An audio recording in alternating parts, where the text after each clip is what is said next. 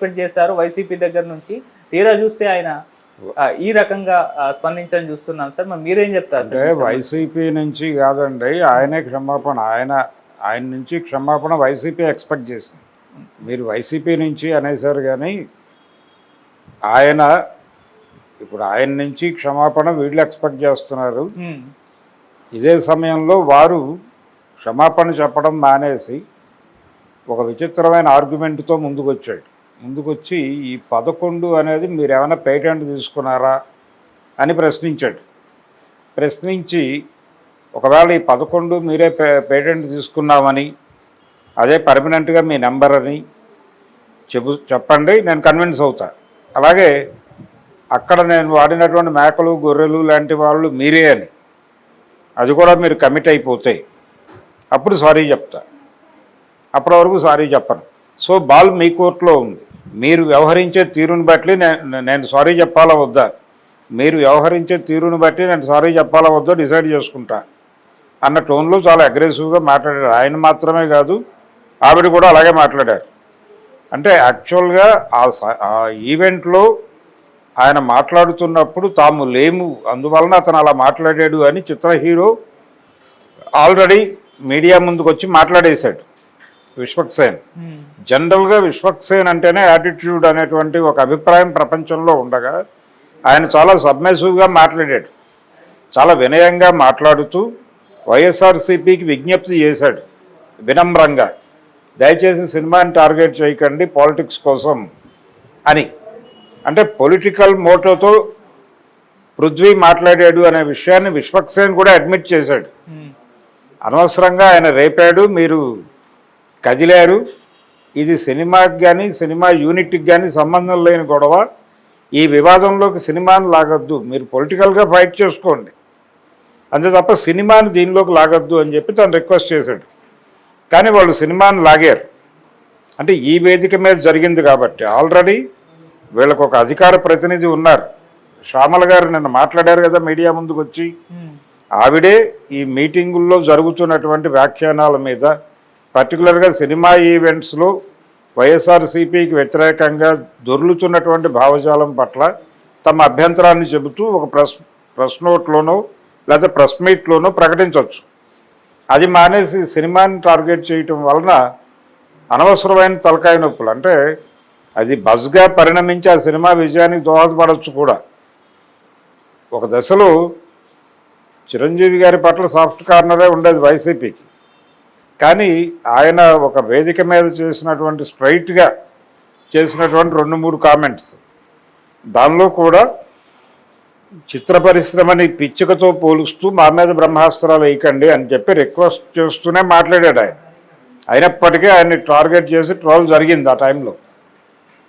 ఇలా ఇండస్ట్రీని టార్గెట్ చేస్తున్నారు, అనవసరంగా అయిన దానికి కాని దానికి అనేటువంటి ఒక అపవాదు వాళ్ళ మీద ఉంది. అంటే టిక్కెట్ల రేట్లు తగ్గించడం ద్వారా సినిమాని ప్రజల దగ్గరకు తీసుకెళ్తాం అని జగన్మోహన్ రెడ్డి తన అభిప్రాయం ప్రకటించాడు. పేర్ని నాని గారు కూడా అదే మాట్లాడాడు.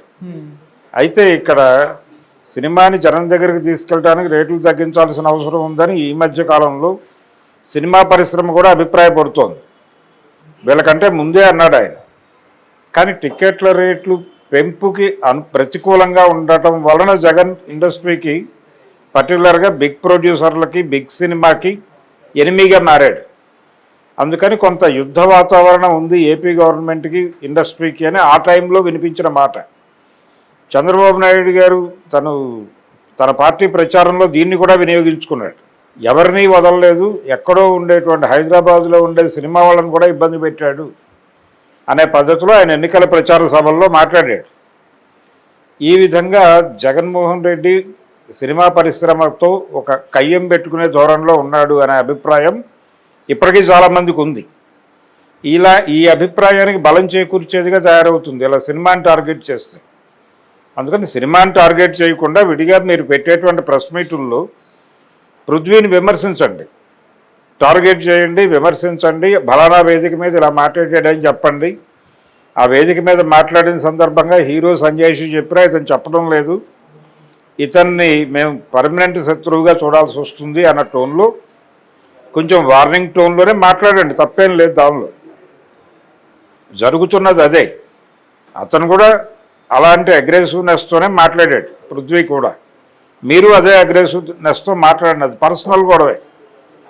ఆ వేదిక మీద మాట్లాడటం సబబా కాదా అనేది ఇష్యూ అయి ఉంటే ఆ వేదికకు సంబంధించిన వాళ్ళు ఆల్రెడీ చెప్పేసుకున్నారు. ఆ మాట్లాడేటప్పుడు మేము లేము, చిరంజీవి గారిని రిసీవ్ చేసుకోవడానికో సెండాఫ్ ఇవ్వడానికో వెళ్ళామని చెప్పారు. ఆ సందర్భంగా ఈ అభిప్రాయాలు దొరలాయని చెప్పారు. అందుకని ఈ అభిప్రాయాలు తప్పు అనే విషయం ఆ వేదిక ఎవరైతే ఏర్పాటు చేశారో వారు, ఆ సినిమా హీరో గారు ఇద్దరూ ఒప్పేసుకున్నారు. సో ఇప్పుడు అది ఇష్యూ కాదు, వీరే ఇష్యూ, పృథ్వీయే ఇష్యూ. సో పృథ్వీతో పర్సనల్ లెవెల్లో తేల్చుకుంటే బెటర్, సినిమాని లింక్ చేయకుండా. ఎందుకంటే సినిమాకి సంబంధించిన వాళ్ళు ఆల్రెడీ సారీ చెప్పేశారు. సో సినిమాను వదిలిపెట్టేసి పృథ్వీతో నేరుగా మీరు తేల్చుకోండి, అది బెటర్ అవుతుంది. సినిమా ఇండస్ట్రీ కూడా మిమ్మల్ని పాజిటివ్గా అర్థం చేసుకుంటుంది. మీరు సినిమాలను టార్గెట్ చేసి సినిమా ఇండస్ట్రీని ఇప్పటికీ వైసీపీ వదలటం లేదు అనేటువంటి అభిప్రాయం జనంలోకి వెళుతుంది. ఇలాంటి అభిప్రాయం జనంలోకి వెళ్ళటం మంచిది కాదు పార్టీకి. దీన్ని గుర్తించాలి వాళ్ళు. అంటే ట్రాల్ సైన్యం ఇది గుర్తించదు. ట్రాల్ సైన్యం ఎవడు వ్యతిరేకంగా మాట్లాడినా వాడి మీద దాడి చేయడానికి రెడీ అయిపోతారు. వాళ్ళు డ్యూటీ ఎక్కుతారు, డ్యూటీ చేయకపోతే జీతాలు ముట్టవు వాళ్ళకి. అందుకని ఈ నెల ఈ సంచలనం క్రియేట్ చేసామని వాళ్ళు రిపోర్ట్ సబ్మిట్ చేసుకోవాలి. అందులో భాగంగా వాళ్ళ లెవెల్లో వాళ్ళు రెచ్చిపోయారు. కానీ ఇమ్మీడియట్గా పార్టీ ప్రతినిధి రంగప్రవేశం చేసి క్రైసిస్ మేనేజ్మెంట్ చేయవచ్చు, అందుకోసమే ఉంటారు వాళ్ళు. ఆ పని వాళ్ళు చేయట్లా. వాళ్ళు చేయకపోవడంతో ఈ ట్రోల్ చేస్తున్నటువంటి మెటీరియల్లే జనం బుర్రలోకి వెడుతోంది. ఇది పార్టీ వ్యతిరేక ధోరణులు ప్రజల్లో ప్రబలేటువంటి ప్రమాదం, ప్రజల్లో అవి ప్రబలే అవకాశం కల్పించే ఛాన్స్ అయితే ఉంది దీనివలన, ఇలాంటి పనులు చేయటం వలన. అందుకని ఇది మానేసి క్రిటికల్గా మీరు విమర్శించండి, వ్యక్తుల్ని విమర్శించండి, తప్పేం లేదు. దానిలో ప్రెస్ మీట్లు పెట్టి తిట్టండి, పర్సనల్ లెవెల్లో తిట్టండి. సినిమాని కూడా వాళ్ళు సారీ చెప్పకపోతే ఆ సినిమాని బాయ్కాట్ అని చెప్పి హ్యాష్ ట్యాగ్ పెట్టడం ఓకే. కానీ అక్కడ వాళ్ళు ఆల్రెడీ సారీ చెప్పేశారు రోడ్డు మీదకి వచ్చి. ఎవరు? ఆ సినిమాకి సంబంధించిన యూనిట్కి సంబంధించిన ఆయన వచ్చాడు, ప్రొడ్యూసరు. అలాగే పక్కన విశ్వక్సేన్ కూడా ఉన్నాడు. ఓపెన్గా వాళ్ళు అన్కండిషనల్ సారీ చెప్పేశారు. చెప్పేసిన తర్వాత ఇంకా సినిమాతో మీకు సంబంధం ఏముంది, నేరుగా పృథ్వీతో తేల్చుకోవాల్సిన విషయం. అది కూడా వాళ్ళు మాట్లాడారు ఓపెన్గా డయాస్ మీద. ఎవరు? విశ్వక్సేన్ మాట్లాడాడు, ఆ ప్రొడ్యూసర్ గారు మాట్లాడాడు. బాబు ఇది రాజకీయాలని సినిమాతో లింక్ చేయకండి అని వాళ్ళు చాలా సవినయంగా మనవి చేసుకున్నారు. ఆ మనవికి మీరు కన్విన్స్ అవ్వండి. కన్విన్స్ అయ్యి సినిమాని వదిలిపెట్టి మీరు పృథ్వీ మీద పర్సనల్ లెవెల్లో విమర్శలు పెట్టుకోండి. ఆయన ఎలా రియాక్ట్ అవుతాడు, వైసీపీ వర్సెస్ పృథ్వీ యుద్ధం చేసుకోండి, తప్పేం లేదు దానిలో. దానిలోకి సినిమాని లాగద్దు. అసలే సినిమా పరిశ్రమ కష్టాల్లో ఉంది, ఫ్లాపులు ఎక్కువైపోయి హిట్లు తగ్గిపోయి. ఈ ప్రచారం అంతా ఆ సినిమాకు పాజిటివ్గా ఉపయోగపడితే అది ఏమన్నా బజ్ క్రియేట్ చేయగలుగుతుందేమో. కానీ ప్రస్తుతానికైతే ఆ పరిస్థితి లేదు. జనాలు థియేటర్కి రావడం లేదు, థియేటర్లకు రాకుండా అడ్డుకోవడానికి రకరకాల పద్ధతుల్లో అడ్డుకట్టలు వేస్తున్నారు. ఏది సినిమా రిలీజ్ అయిన గంటలో దాని ఒరిజినల్ ప్రింటు మార్కెట్లోకి వచ్చేస్తోంది. ఇది ఎలా జరుగుతోందని తండేల్ యూనిట్ తలలు పట్టుకుంది. కానీ ప్రతి సినిమాకి జరుగుతోంది చాలా కాలంగా. ఈవెన్ పుష్ప 2 కూడా జరిగింది. అందుకని దాన్ని నిరోధించుకోవటం ఎలాగా, ఇలాంటి పద్ధతుల్లో ఆలోచించాల్సిన పనులు ఇండస్ట్రీ ఉంది. ఇండస్ట్రీని అలా దానికి సంబంధించి ఒక మంచి నిర్ణయం తీసుకునేందుకు ప్రోత్సహించాల్సిన అవసరం అందరికీ ఉంది. దాని మీద ఫోకస్ చేయండి, అనవసరమైనటువంటి ఈ గొడవలన్నీ ఎందుకు. ఇప్పుడు వైసీపీ కూడా ఇలాంటి సందర్భాల్లో పరిశ్రమకి జరుగుతున్న నష్టాలకి సానుకూలంగా మాట్లాడి మీ కష్టంలో మేము కూడా ఉంటామని కనుక మాట్లాడితే వీళ్ళు నెమ్మదిగా చేర్చుకుంటారు.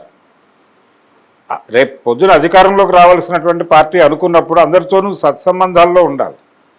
ఆ సత్సంబంధాలు నెరపటంలో ఎక్కడ ఏ లెవెల్లో క్రిటికల్గా వెళ్ళాలి, ఎక్కడ తగ్గి మాట్లాడాలి అనేది కూడా తెలుసుకుని వ్యవహరించాలి. పృథ్వీకి సంబంధించిన గొడవ తప్పది.